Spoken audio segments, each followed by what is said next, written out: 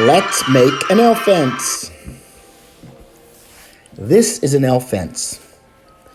We are trying to miter the edge of the face frame and the side panels.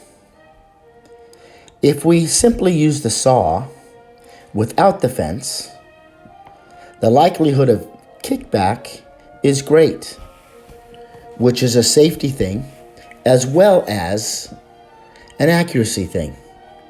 Oftentimes, when the off-fall of the miter is captured, it will warp a little bit, and when it shoots back, will not only endanger the user, but also push the face frame away from the fence and back against the fence, causing an overcut.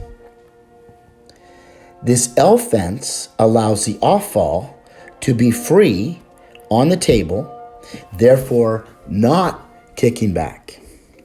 The L fence has several uses, and Bob Van Dyke of the Connecticut Valley School of Woodworking, also found in the magazine Fun Woodworking, shows you several different processes that can be used with an L fence. I've taken some plywood, just typical 3/4 inch veneer core plywood, and I will cut it to size, then provide a clearance hole, cutting this at the bandsaw so that the clamps can firmly attach to the fence.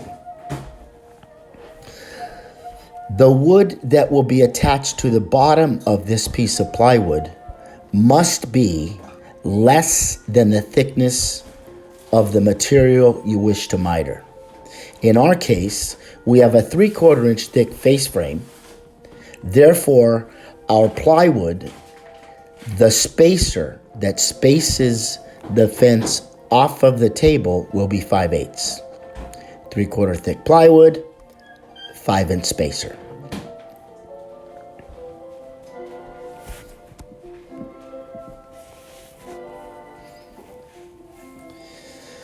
Now we will pre-drill the spacer to be attached underneath the 3/4 inch plywood platform, and we will attach it. Notice that if I use screws, I can reverse this step in order to adjust for any inaccuracy.